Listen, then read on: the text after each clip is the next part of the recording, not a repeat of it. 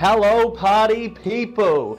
It's your boy, Jacob Pearson, coming at you with the DEV Blitz Brawl. Today we have an awesome games on our hands, and I'm joined by the fantastic, the one and only Mr. Classic. Oh yeah, you're too kind, my friend. My friend over there, Top 8 Jake, I call him, as he was a very consistent performer in his playing days. Had to retire to give the field a chance, eh? Absolutely. Yeah, so I'm actually super excited to see this Blitz game. It's, two of my favorite heroes, Briar versus Lexi. So we've got Jason on Briar there, Karol on Lexi. And yeah, and one thing I just want to say in the equipment, very interesting, we see Karol has presented the Coat of Frost. What are your thoughts on that? Yeah, absolutely. Now, Coat of Frost is a very interesting card, especially because in Blitz you have so many free, like quote-unquote, free equipment slots. It's very easy to get these niche equipment in, and it really excels in this matchup. Briar is a very resource hungry, the biggest resource hog in the format, and is very, very, very good with 5-card hand. So anything you can do to kind of limit her ability to access the full power of those 5-card hands can have a huge impact on this game, and we can see Karol acknowledging that with that Coat of Frost play. We also see Voltaire being thrown out there on the first turn, being able to load 2 cards into the arsenal and pass. So Karol effectively has a 6-card hand next turn, which is pretty crazy. Okay, well here we see Jason start off with a Valor Flash using a Heaven's Claws. So Valor Flash, that's going to allow him to play his next non-attack action this turn as though it were an instant. So we can see that Valor Flash does not have Go Again, but one cool trick with this card is if he plays something out like a Weave Lightning or a Weave Earth at instant speed, that has Go Again, so that's going to grant him an action point to allow him to follow up. So yeah, absolutely. And it doesn't even break the chain as well, is something to note. If you play it during chain link resolution of the attack, you'll still gain the action point from the Go Again, but you won't actually break the combat chain. Something that's very relevant versus Ultim and some other heroes with some niche equipment as well. Absolutely. Now, unfortunately, it appears Jason has missed on this, but he is choosing to use the Shock Charmers on the Valor Flash to give it an extra damage. And he has played an attack action and a non-attack action, so... Okay, it's just going to Arsenal here. Oh, no, he's going to come in with the Rosetta Thorn. So that is now active, so it's coming in for 2 physical and 2 arcane damage. Yeah. Also, something to note with Shock Charmers that's very cool. You can see that Jason has made 2 embodiments of Earth here because Valor Flash has actually dealt 2 instances of damage. So for every Shock Charmer activation you get, there's another embodiment of Earth that Jason can make to make sure that he's able to defend those really powerful go wide turns that Lexi can come up with. Yes, so we see Karol just like that, half his life is gone. So he's really going to be hoping he's got a big turn set up. I wonder if we might see something like a lightning card in Arsenal here to allow him, to sort of activate that Go Again on that snapshot. Absolutely. Also could possibly be a big 3 of a kind turn coming down for Karol. Oh, that's it. Oh, we saw Perch Grapplers getting fired off straight away. We know this is going to be a big one. Every arrow that Karol plays for this turn will have inbuilt Go Again, which means those Voltaires sending in the +1. Oh, he even has the Frazzle to start it off with. Now that's a banging start to a turn if I've ever seen one. Now, one thing is here, did he use Lexi to flip that up? So have they just shortcutted here? Because I imagine if he plays it from Arsenal face down, it won't be affected by the Perch Grapplers, is that correct? Yeah, so it's just shortcutted by the players here. So Karol's obviously just used Lexi's effect just to flip it face up, and just in the effort of saving time, I think. Just something to keep in mind if you're playing this at an armory sometime. Yeah, absolutely. Okay, so it looks like Jason's defending. Now, that time of the Arknight is defending for 4 because of the embodiments, so which is quite annoying for Karol, I imagine. Yeah, everything that Jason blocks with here is just an absolute wall. Those non-attack actions really putting in the work. I remember speaking to Jason about this Briar deck in particular, and it is really loaded with non-attack actions, really focused on making sure it's able to get those defensive setup turns in between the game to kind of get these really, really big turns going off. Yep, and we see the Tunic coming out here, defending 4 against the snapshot. Yeah, so we see nice. Jason here with his life lead prepared to defend very aggressively with the equipment. So these are 2 Blade Break equipments that are being defended with effectively on Karol's first turn.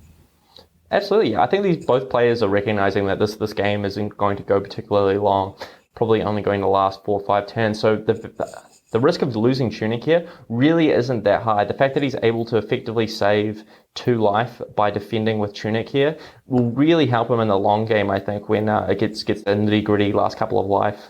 Absolutely, and that would be 2 life because of the frazzle effect there, wouldn't it? The fuse effect. Yeah, absolutely. Additional damage. Okay, so it looks like Karol didn't push any damage through, but did manage to strip Jason's hand. So I feel Karol's going to be feeling a bit of pressure to sort of keep up the tempo, keep up a very aggressive turn on this turn. Yeah, absolutely. We see Jason draws up into a hand with 3 attacks and an energy potion, so I feel it's very likely here that Jason's just going to be blocking out again, try and get that energy potion down, maybe a card in arsenal, and then just hoping that Karol doesn't have the push to be able to get through. But, of course, Lexi being Lexi, she's able to light it up and just see an attack after attack after attack. So we'll see how Jason manages to fend this one off. So very interesting Jason cards. Is wanting to play the waiting game a little bit, like preserve that life lead as much as possible. Perhaps drop the energy potion on his turn, and which has now been that's rough. That plan's been removed by that. Picking up the Pulse of Bolthaven. So not only is Jason getting a Frostbite here, but Karol's next attack also gets go again, thanks to the dual element. Just integral part of the Pulse cards. Very, very strong at each of their respective archetypes. Okay, so we'll see what Karol wants to follow up with here. Because, yeah, he must be feeling the pressure to, keep stripping these cards from Jason's hand, because he knows that Briar can, you give them the smallest window, they'll push out a ton of damage. Yep, and Jason just wanting to preserve his life total here so he can effectively take one of these turns later on where he has an absolutely bananas hand, and then be able to swing the tempo back that way. Then I feel like this game is just going to come down to whether Karol is going to be able to survive that flip back on the tempo from Jason, or be able to push the return big enough to make sure that Jason isn't able to pull that off. Yes, it looks like, okay, no defense. So Lightning Press coming down here, that's 7 damage. So that's, largely cut that life lead. Yeah, and I think Karol's electing to use Shock Charmers there as well, just to push damage. He's tanking on this Coat of Frost as well. Oh, yep, there it goes. He's giving Jason a second Frostbite. Now, that's going to cost Jason a bit here. He's not really going to be able to push much damage. I think he was hoping to attack back with that red Autumn's Touch. But now that thing costs 5 resources. That is not likely to be played out here. I think he's probably going to go for the Blossoming and then Arsenal one of the attacks. Yeah, because we can see he's got that Energy Potion in play. Potentially, if he pitches the Energy Potion and that Heaven's Claws in the color, he could play the Autumn's Touch and keep a Blossoming Spellblade for a big turn. But, yeah, I mean, just like that, it looks like Karol here, if he's got a really good hand, he's probably not afraid to take about 7 damage. Yep. Yep. We see him just fire off this Heaven's Claw here, eat all the Frostbites, electing to keep the Earth Fuse card and the Blossoming Spellblade. So Jason's hoping to keep both of those around, so he's able to have a really strong Spellblade turn next turn. It's good here, and Jason is also threatening those Shock Charmers, which Karol is very aware of. Yeah, absolutely. Yeah, Karol's getting down a bit in the life department here. Any activation on the Shock Charmers, yep, yeah, we see it. He's going to push it. Oh, so it looks like there was a blue Autumn's Touch after. Okay, that makes much more sense. Okay. Yeah. And we see Jason's got 2 embodiments of Earth there. That's going to be tough for Karol to push through here. He's got a full grip, but Jason's just drawn up a couple of non-attack actions. Oh, yeah. We see 3 non-attack actions in Jason's hand with 2 embodiments of Earth in play. Here we go, the 3 of a kind. So I feel like Karol, this is the turn that he needs to push through a lot of damage. Yeah, this is it. This is do or die. We know Jason has a really strong defense in hand with those 2 embodiments and those pile of non-attack actions that we can block for 4, 4, and 5 respectively, with 2 Tome of Harvests and a Channel Thunderstep. Let's see how Karol's planning to push through this. Okay, so he's starting off with the Heaven's Claws from Arsenal. So he flipped that with Lexi to give it going, and that's coming in for 5. He's got that Pulse to be able to give an attack plus 4 as well coming up. So yeah, some difficult decisions for Jason here, because you'd be thinking he wants to get that Blossoming Spellblade off, but he knows that he can't afford just to. He doesn't want to sort of be dropping down to 3 or 4 life and then end up defending with his whole hand anyway, I feel. Yeah, exactly. It's just not worth it here. I think Jason's just going to be blocking out this turn. As it is a 3-of-a-kind turn, it's going to be a much higher damage than normal, given that Karol has 3 extra cards and he had the 2 cards in his arsenal to begin with. So I feel like Jason's going to block out his hand here and then try and push back at a later date. Yep, and we see the pulse coming out with a Buzzbolt, and that's probably going to be coming in for 9 with the fuse. If it hits, it's coming in for 10. That's a lot of damage. Oh, yeah, and we see he's got Shock Charmers available as well if he wishes. So there we see that's defending for 9 because of the embodiment. Yeah, So that's so gross for Karol. Just being able to 2-card shut down a pulsed Buzzbolt. Yikes. Yeah, and it's interesting that the note you said about 3-of-a-kind. It feels like that's almost like Chain's version, or Lexi's version of Art of Warring Chain. Those really, really big turns you can set up.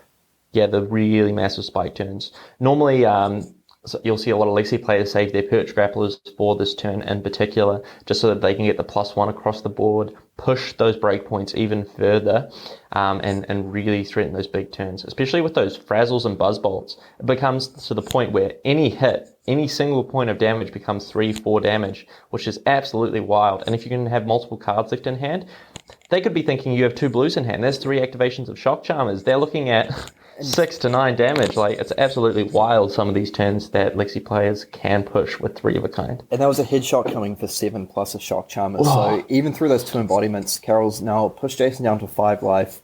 He's got a card in Arsenal, and he's going to have a full turn just to keep going. I feel this Lexi deck can just... unlike some of the issues with Azalea previously, I feel like this deck can just pile on and keep up the pressure over and over again. Like, the Voltaire is just absolutely brutal at times when you're stuck on the defensive against this deck.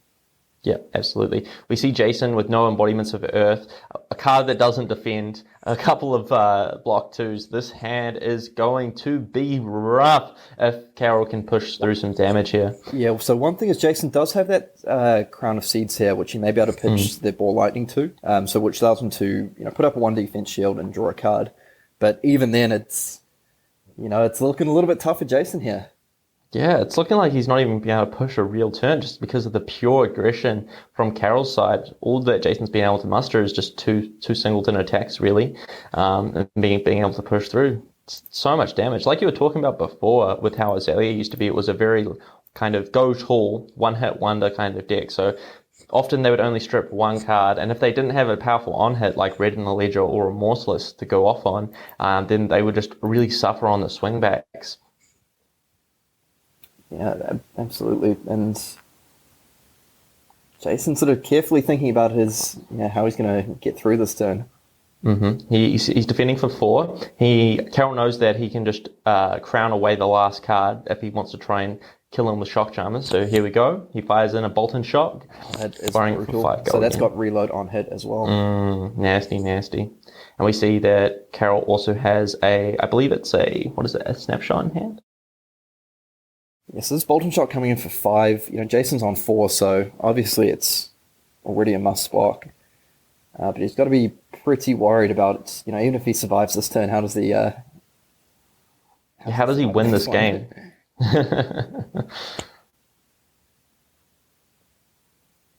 Looks like Jason's looking to use the Prevention Shield from Crown, take the 1, let Karol have the reload. He's going to send it face down and fire off. Ooh, last card in his hand is a Weave Ice into a Snapshot. Oh, that... And that's game. Just over, just like that. Absolutely wild. He drew the Gorganian Tome off this Crown of Seeds as well. Absolutely rough. Unfortunately, we really didn't get to see much of the combo side of Jason's Briar deck. I can tell you from playing against it in person, it is something to behold. But looks like that's going to be it, guys. Hope to join you in the next couple of games. Thank you for joining me, Kieran. It's always a pleasure. And yeah, I think we saw the power of Lexi. So stay tuned. There's more amazing games coming soon. Absolutely. Catch you guys.